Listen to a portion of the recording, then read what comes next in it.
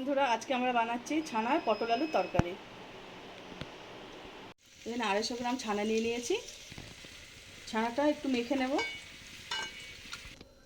অল্প করে চিনি দেব, 2 চামচ ময়দা দেব, সব একসাথে মেখে নেব। মাখা হয়ে গেছে আমাদের। এবার আমরা একটা একটা করে বানিয়ে নেব।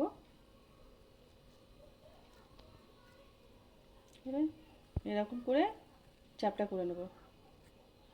এরকম করে সব আমরা করে নেব। আমরা সব এইভাবে তৈরি করে নিয়েছি। পনিরগুলো লাল লাল করে ভেজে নিয়েছি। এবার আমি তুলে নিচ্ছি। গুঁড়ো জিরে, ধনে গুঁড়ো, হলুদ গুঁড়ো, লঙ্কা গুঁড়ো, জল দিয়ে এবার মশলাটা গুলিয়ে নিচ্ছি।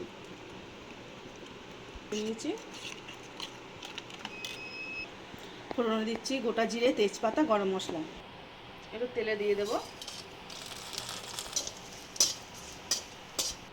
গোলা মশলাটা দিয়ে দিলাম। নুন দিয়ে দিচ্ছি, টমেটো পিউরি, আদা বাটা,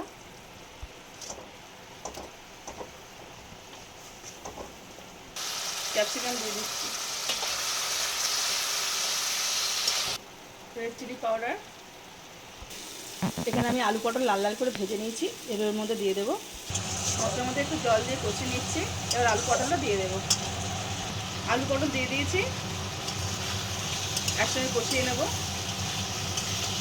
কাজু বাটা দিয়ে দিলাম, অল্প করে চিনি দিয়ে দিলাম। কষানো হয়ে গেছে, এবার জল দিয়ে দিচ্ছি। আমরা জল দিয়ে দিয়েছি। ভাজা ছানাগুলো এর মধ্যে দিয়ে দিলাম। আমাদের ছানার তরকারি রেডি। এবার আমরা নামিয়ে নিচ্ছি। আমাদের ছানার পটল আলুর তরকারি রেডি।